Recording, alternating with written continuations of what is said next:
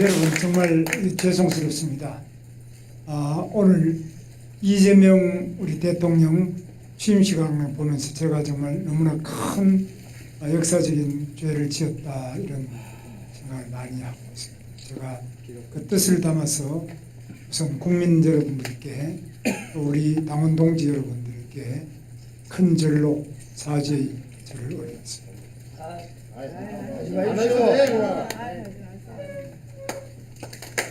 미안합니다. 찾아올 겁니다. 찾아올 수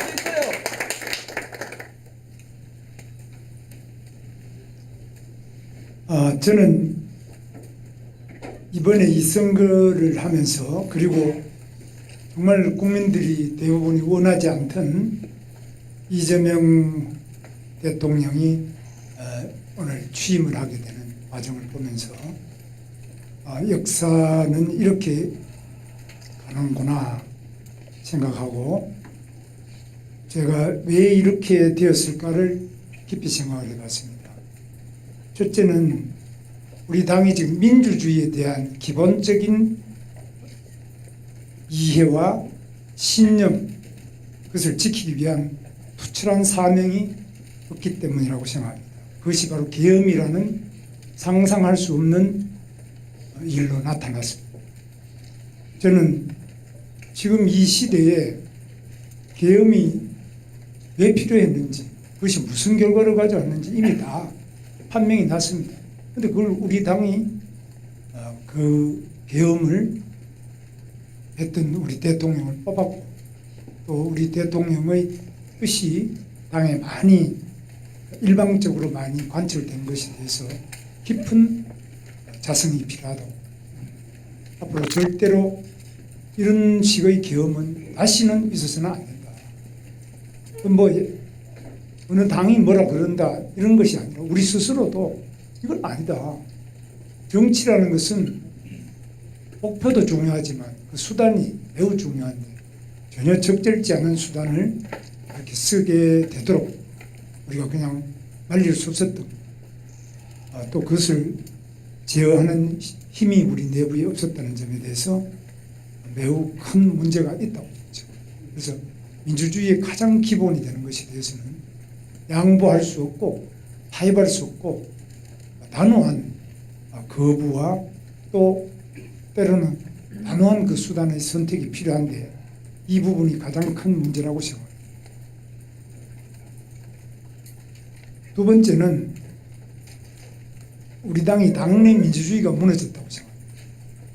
우리가 과연 어떤 사람을 당대표로 뽑느냐 또는 누구를 우리가 공직 후보자로 뽑느냐 민주주의가 완전히 사라져버렸습니다. 삼척동자가 보더라도 말이 안 되는 방식으로 우리가 공직 후보를 뽑지 않았습니다. 또는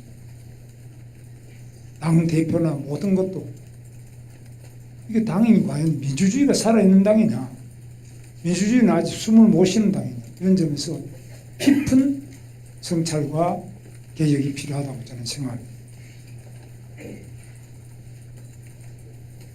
두 번째로 우리 경제와 민생에 대한 우리 당의 투철하고 확고한 자기 역할이 필요한데 이 부분이 지금 사실 민주당이 이제 경제는 민주당이다 이런 이야기를 하는데 뭐 있을 수 없는 이런 포스터가 의원회관에 붙어 있는 거 보고 저는 굉장히 놀랐는데 그동안에 제가 당을 알기로는 경제는 당연히 국민의힘이다.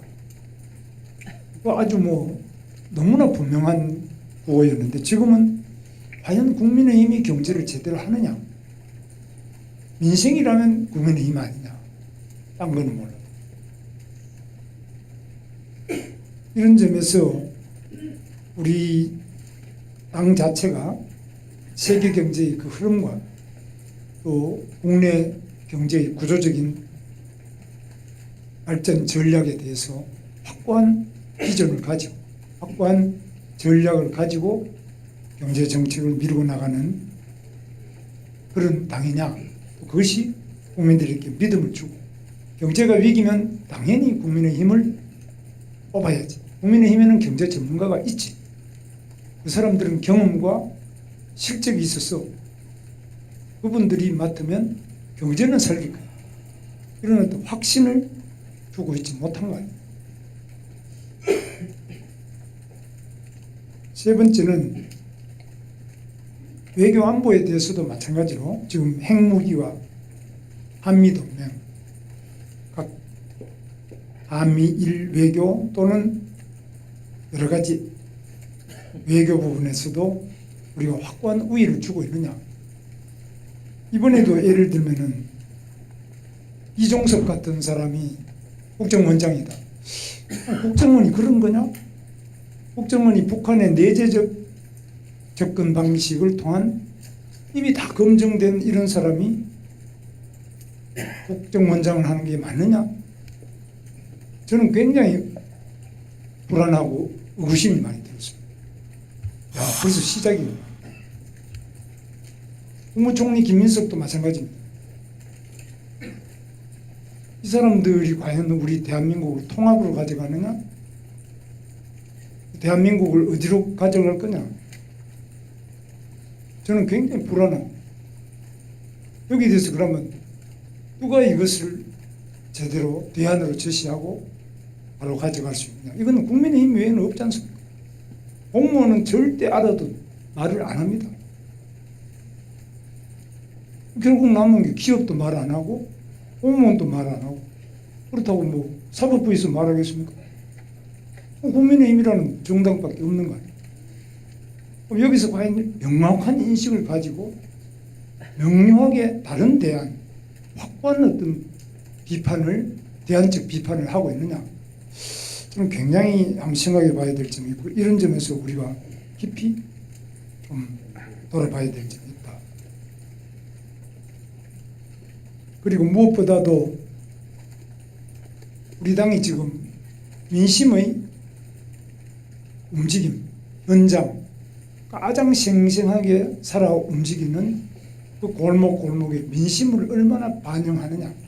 그 민심을 반영할 수 있는 그 시스템 자체가 구의원부터 시도의원 또는 시장 군수 구청장, 시도지사 가장 생생하게 살아 움직이는 그 골목골목의 민심을 얼마나 반영하느냐.